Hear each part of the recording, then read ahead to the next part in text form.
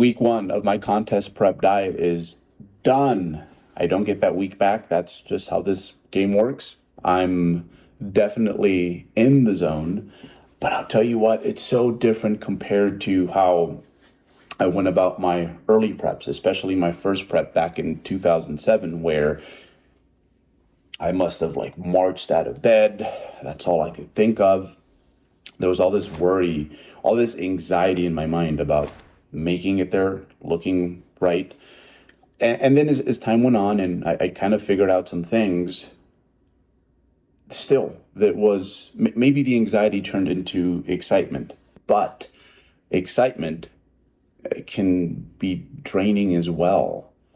And this is important because just the nature of a contest prep is we're not eating as much energy as our body requires for many weeks, for many months. So it's important to conserve energy, and that's something that I'm so much better at doing now compared to much younger, less experienced versions of myself. So it's important that I don't chase things too much early on, because before you know it, contest prep will kind of become this all-encompassing thing. And I'm not just talking about using up your bandwidth, maybe thinking about your prep when you should be occupied with something else, but just the diet fatigue. Eventually the diet fatigue will hit you to the point where you always kind of know that you are contest prepping. If it's been too long in between meals, you will definitely feel that contest prep cloud, the shadows of it hovering above you. So it's important to not chase too much early on, because again, before you know it, there's basically no way out, and like you are in this thing. For my athletes who are new to contest prepping, who might be prepping this year, or maybe you're considering prepping in the future, that part is something I would definitely recommend. Is that, try to consolidate what you need to do to a checklist and take care of that checklist, and as much as you possibly can, like, forget about the fact that you are contest prepping. So with that said, weight loss has been pretty linear. I've definitely lost some fat this week, but mentally, I just kind of feel like I'm going about my business because I've kind of consolidated my contest prep into just like these to-do items, these things that I must accomplish every day. And outside of that, I just try not to spend too much time thinking about it. I just need to get these things done, take care of my other responsibilities, and slow and steady kind of wins the race. And I think sometimes the steady part is overlooked when it comes to that cliche phrase. Steady just means like being consistent over time. And I've given myself a lot of time, 20 weeks, to basically get in shape. So man, you put on those posing trunks and it does give you an idea of how far you have to go. It really conceptualizes something that is almost abstract, like how high that mountain is. Because right now I can take a picture in gym lighting, shirtless, swolfy, post-training, and I'm like, whoa, like I look pretty good. But you put those things on, and very quickly you realize like how far you have to go, how extreme contest shape can be at times. And like even as an experienced competitor, I have to pull those things off to the side and be like, no, just it's data. We have it. We did our job. We took down that data. Keep doing the things you're doing. But nevertheless, like you do kind of expect to see more, and you kind of want it now. But remember, slow and steady, and a special emphasis on that steady.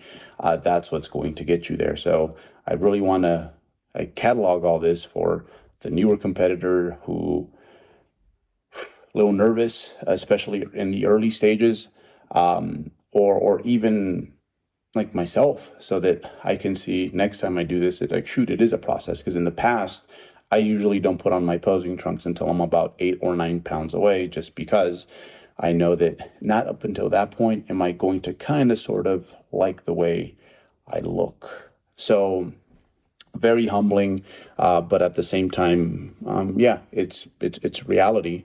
And at the end, I'm gonna have a pretty cool catalog of this contest prep. So at the very least, I think one thing I'll get from just cataloging my little spins along the way for the next 20 or so weeks is I'll have some nice memories of like what it looks like, and hopefully you guys can benefit from just understanding that, hey, early on, there's really not much else you can do but just check things off your list.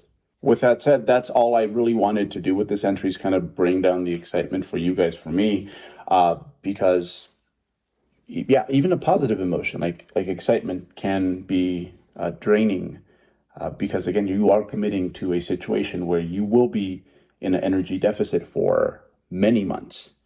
So try to narrow it down to that checklist of like to-do items, and try to catch yourself if maybe you're thinking, dwelling, worrying about this contest prep at the wrong time. Finally, while SWOFIs are awesome, side lighting, overhead lighting, dim lighting, with a nice pump, all great ways to celebrate your hard work.